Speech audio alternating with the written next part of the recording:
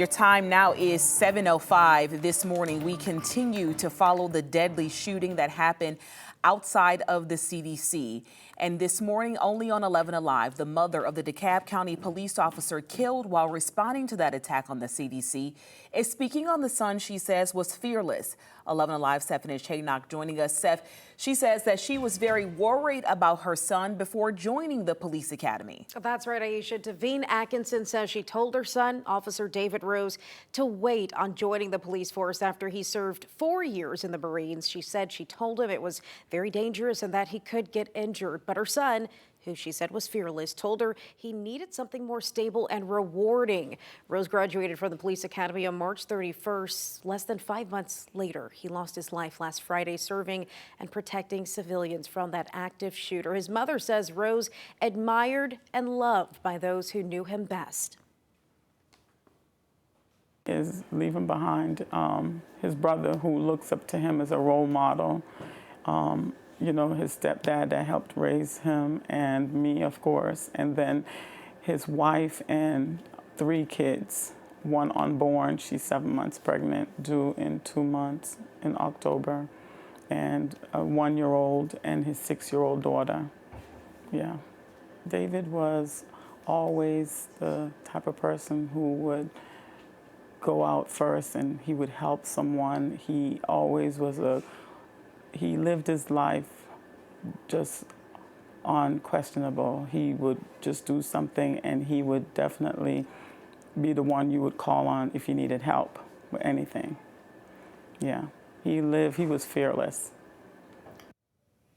And Aisha Atkinson says her son, he also always wanted to be a police officer. Now she says the family is really working through this loss together, especially helping his 6-year-old daughter, who's obviously still processing that her father is gone now. And talking about a life of service, Seth, his mom also says he worked for the sheriff's department as well. Yeah, so this was something new we didn't know, but he did work for the sheriff's department after he also served in the Marines in between that.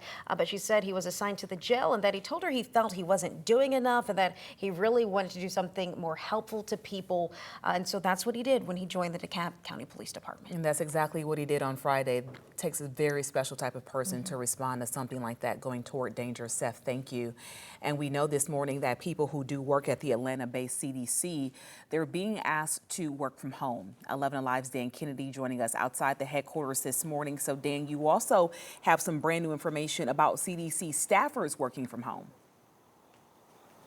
We can tell you that those CDC staffers are going to be working from home today, at least today, as they continue to assess the damage here at CDC's Roybal campus.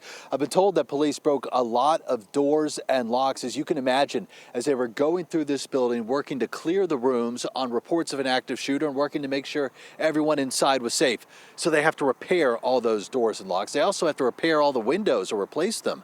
About 40+ bullet holes are in those windows right now here at the CDC campus. And then across the street outside the CVS where the gunman was firing from, a photo from the GBI shows dozens of evidence markers as agents photographed shell casings.